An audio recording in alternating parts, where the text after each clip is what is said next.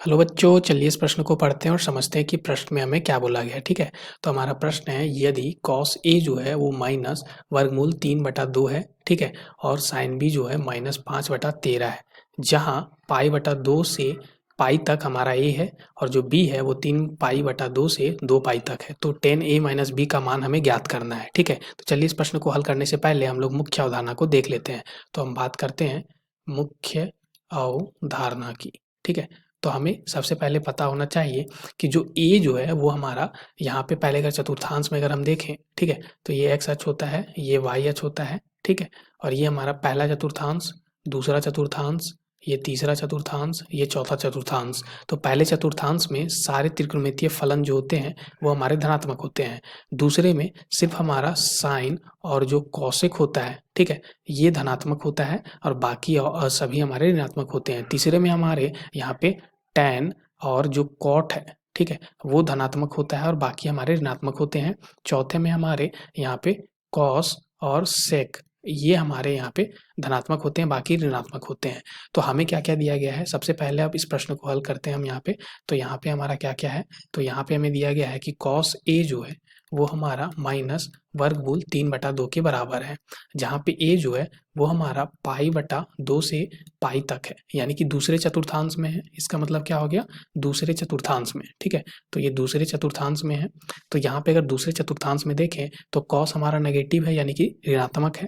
तो ऋणात्मक है तो इसका मतलब यहाँ पे ए जो होगा वो इन्हीं के बीच में होगा, पाई/2 से पाई के बीच में, ठीक है। अब हमें पता है कि कॉस ए अगर माइनस वर्गमूल 3/2 है, तो सिर्फ अगर कॉस हमारा वर्गमूल 3/2 होता तो इसका अगर हम यहाँ पे देखें तो वो हमारा क्या होता, तो कॉस अगर वर्गमूल 3/2 होता तो वो हमारा 30 डिग्री का मान होता है। तो 30 डिग्री जो है वो हमारा कुछ यहाँ पे बन रहा होगा, 30 डिग्री का मान होता है हमारा। लेकिन अगर हम यहाँ पे निकालना चाहें तो ये मान हम निकालेंगे, यानी पाई में से 30 को हम घटा देंगे तो यहाँ पे क्या आ जाएगा, तो ये बन जाएगा हमारा पाई माइनस पाई/6, यानी कि क्या आ जाएगा, तो 5 पाई/6 का मान ए का मान आ जाएगा। ठीक है, इस तरह से हमने निकाल लिया। अब साइन बी जो है वो हमें क्या दे रखा है, तो साइन बी, तो साइन बी अगर हम देखें तो साइन बी का मान हमें यहाँ पे -5/13 दे रखा है। तो यहाँ पे हम लिख देते हैं -5/13, ठीक है।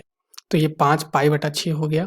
अब चलिए यहाँ से अगर हम देखें तो ये हमारा क्या आ जाएगा, तो अगर हम इसको आगे हल करें तो ये हमारा आ जाएगा यहाँ पे ये जो है साइन बी का मान हम देख रहे थे, साइन बी -5/13 था, ठीक है। तो इसको हम कैसे निकालेंगे, तो उससे पहले हम यहाँ पे साइन ए हमारा, यहाँ माफ़ कीजिएगा, कॉस ए, यानी ए का मान हमने ए का कोण निकाल लिया था। तो यहाँ से टैन ए जो है वो क्या बन जाएगा, तो इसको लिख सकते हैं हम टैन यहाँ पे पाई माइनस पाई/6, ठीक है। तो ये दूसरे चतुर्थांश में हमारा जो टैन होता है वो क्या होता है हमारा, तो दूसरे चतुर्थांश में टैन, तो ये हमारा क्या हो जाएगा माइनस, ठीक है, टैन पाई/6, टैन पाई/6। तो टैन पाई/6 का मान क्या होता है हमारा, यानी कि टैन 30 डिग्री का मान, जो कि क्या होता है माइनस, यहाँ पे अगर हम लिखें तो 1/वर्गमूल 3 के बराबर, ठीक है। तो यहाँ से हमारा क्या आ गया, तो ये जो है ये टैन ए जो है वो हमारा -1/वर्गमूल 3 आ गया, ठीक है। तो ये आ गया है हमारा। अब देखो यहाँ पे हमें टैन बी भी निकालना पड़ेगा। सबसे पहले टैन बी निकालने के लिए साइन बी हमें दिया गया है, तो एक हम यहाँ पे त्रिभुज बना लेते हैं, समकोण त्रिभुज है मान लो। अब ये हमारा कोण बी दिया गया है, ठीक है। अब यहाँ पे अगर हम बात करें तो ये हमारा साइन थीटा बराबर क्या होता है, लंब बटा कर्ण। तो लंब जो है वो हमारा यहाँ पे 5 है मान लो, और कर्ण हमारा 13 है।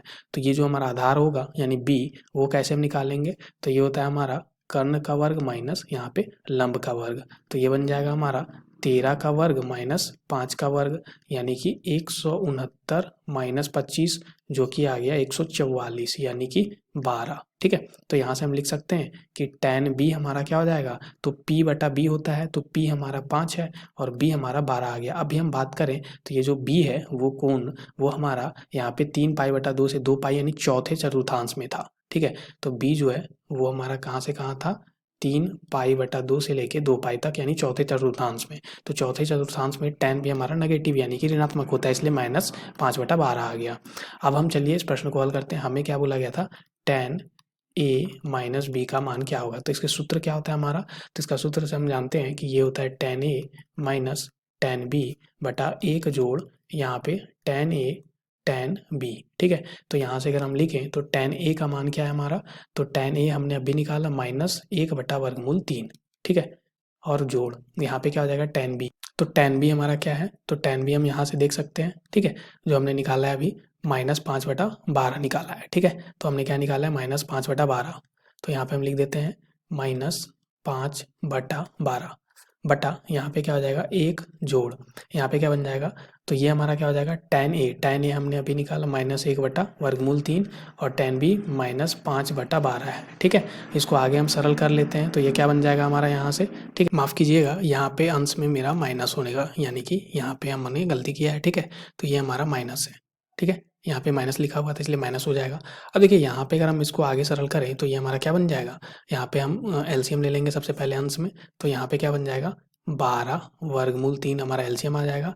तो यहाँ पे क्या बचेगा हमारा -12 और यहाँ पे प्लस यहाँ पे क्या बचेगा 5/3 बचेगा, ठीक है। नीचे भी हमारा 12/3 जो है एलसीएम आ जाएगा।